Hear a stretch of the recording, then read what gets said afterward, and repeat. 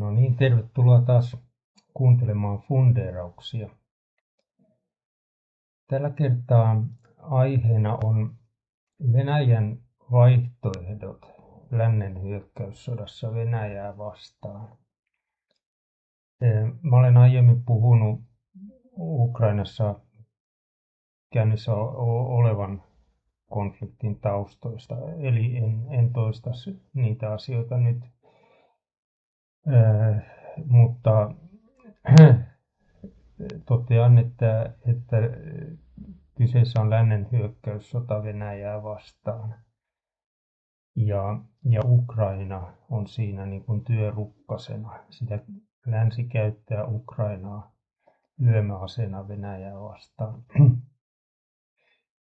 Ja siinä on 2 kerrosta siinä hyväksikäytössä. Eli länsi asetti Maidanin vallankaappauksen kautta 2014 Ukrainassa valtaan nykyiset tahot.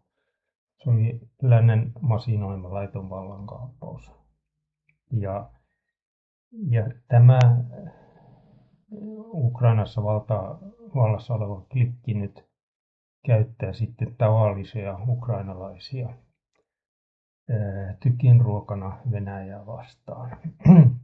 Ja tilanne Ukrainassa on se, että tavalliset ukrainalaiset on oikeastaan panttivankina omassa maassaan. Jos tavalliset ukrainalaiset sais päättää, niin ensinnäkään Ukrainan nykyiset vallanpitäjät ei olisi vallassa, vaan siellä olisi jotkut toiset tahot vallassa. Ja jos tavalliset ukrainalaiset sais päättää, niin rauha Venäjän kanssa olisi solmittu jo vuosia sitten. Mutta tavalliset ukrainalaiset ei saa päättää. Tämä on tilanne Ukrainassa. Ja nyt sitten, mitä vaihtoehtoja Venäjällä tässä on? Venäjä on ilmoittanut alusta asti, että se ei pidä Ukrainan kansaa vihollisenaan, vaan se puolustautuu lännen hyökkäystä vastaan, jota ollaan tekemässä Ukrainan kautta.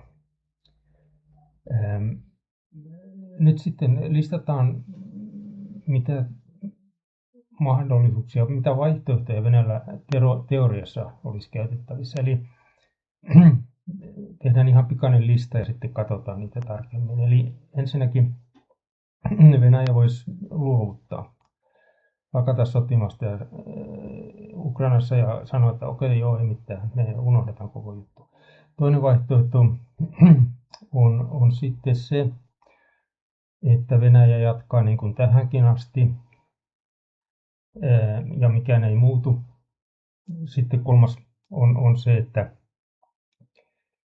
että Venäjä muuttaa taktiikkaansa Ukrainassa, alkaa käydä sota Ukrainassa eri tavalla. Ja neljäs sitten, että Venäjä iskee länteen eikä enää rajoitu toimimaan pelkästään Ukrainassa. Nämä on niin kuin, nämä periaatteessa 4 vaihtoehtoa, mitä mulle tulee nyt yhtäkkiä mieleen. Ja katsotaan sitten hiukan näitä erikseen. Eli vaihtoehto 1. Se, että Venäjä yksinkertaisesti vaan luovuttaa ja sanoo, että unohdetaan koko juttu. Se, en usko, että tulee tapahtumaan, koska kyse on yksinkertaisesti Venäjälle itsenäisyytensä puolustamisesta. Lännen hyökkäys ei alkanut tämän Ukrainan konfliktin myötä. Se alkoi välittömästi Neuvostoliiton lakkauttamisen jälkeen. Ja en sitäkään uudelleen läpi, mä oon siitä aiemmin puhunut. Sitten toinen vaihtoehto oli se, että Venäjä jatkaa niin kuin tähänkin asti. Ja nyt lisätään vielä hiukka, mikä se Ukrainan tilanne on niin kuin tarkemmin vielä lisäyksiä siihen alustukseen. Eli länsi toimittaa Ukrainalle kaikki ne tarvikkeet, mitä Ukraina tarvitsee, niin sotilas- kuin siviilitarvikkeet. Eli ukrainalaisten ainoa tehtävä on niin kuin käydä sotaa Venäjää vastaan, eikä se ole edes vapaaehtoinen tehtävä. Me tiedetään, että Ukrainassa ukrainalaisia pakotetaan rintamalle. ja maasta poistumista on vaikeutettu. Eli Ukrainalta ei tule tarvikkeet loppumaan. Entä loppuuko Ukrainalta sotilaat? Nyt siitä on 4 vuotta aikaa, kun tämä konflikti eskaloitui. Ja siinä aikana Ukraina on kärsinyt noin 1,5 miljoonaa uhria, kuolleita kautta haavoittuneita, eli 4 vuodessa 1,5 miljoonaa. Ja aikuisen miespuolisen väestön lukumäärä Ukrainassa on noin 15 miljoonaa. Se tarkoittaa niin kuin tasaisen vauhdin taulukon mukaan, että siellä riittää vielä 40 vuodeksi ihmisiä haavoitettavaksi ja tapettavaksi. Venäjä ei varmastikaan aio 40 vuotta odottaa. Erityisesti kun Ukrainan on alettu toimittaa yhä enemmän esimerkiksi droneja, joita valmistetaan muualla Euroopassa. Ja nämä drone-iskut Venäjälle on voimistunut. Eli en usko että Venäjä yksinkertaisesti vaan jatkaa niin kuin tähänkin asti. Sitten 3. vaihtoehto, että Venäjä muuttaa taktiikkaansa Ukrainassa. Millainen se muutos voisi olla? Venäjällä ei ole mitään syytä yrittää aiheuttaa suurta kärsimystä tavallisille ukrainalaisille, koska ensinnäkään Venäjä ei pidä heitä vihollisena ja toiseksi, jos tavalliset ukrainalaiset, niin kun joku saattaisi ajatella, että jos ne kärsii tarpeeksi, niin sitten sodan kannatus lakkaa, mutta sillä ei ole merkitystä, koska ei sillä sodalla ole tähänkään asti ollut kannatusta tavallisten ukrainalaisten keskuudessa. Eli sitä sotaa ei saada päättymään sillä, että aiheutetaan kärsimystä tavallisille ukrainalaisille. Ja sitten toinen tapa, millä Venäjä ehkä saattaisi teoriassa muuttaa sodankäyntiä, on se, että se yrittää miehittää koko Ukrainan ja tehdä niin kuin fyysisesti mahdottomaksi tälle nykyiselle valtataholle toiminnan jatkamisen. Mutta semmoisen operaation tekeminen ilman, että siitä aiheutuu siviiliväestölle suurta kärsimystä, niin se on jos ei nyt totaalisen mahdoton, niin se vie hyvin pitkän aikaa. Eli sekään ei tule kysymykseen. Eli sitten on neljäs vaihtoehto, joka, siis nämä 3 ensimmäistä, ne ei oikeastaan tule kysymykseen. Vielä siitä ensimmäisestä, että jos Venäjä sanoo vaan, että okei, me lähdetään kotiin, unohdetaan koko juttu, niin ei se lännen hyökkäyssota siihen pääty. Siinä vaan tulee pieni suvantovaihe, missä Ukraina muutetaan Yhdysvaltain sotilastukikohdaksi. Sinne tulee ydinaseet osoittamaan Venäjälle ja sitten hyökkäys jatkuu. Eli nyt sitten tämä 4. vaihtoehto on se, että Venäjä iskee länteen suoraan. Ja se on kun asiaa ajattelee, niin vaikuttaa siltä, että oikeastaan ainoa vaihtoehto, realistinen vaihtoehto, mikä Venäjällä on jäljellä. Ja jos mietitään, että mihin ne iskut sitten kohdistuu, niin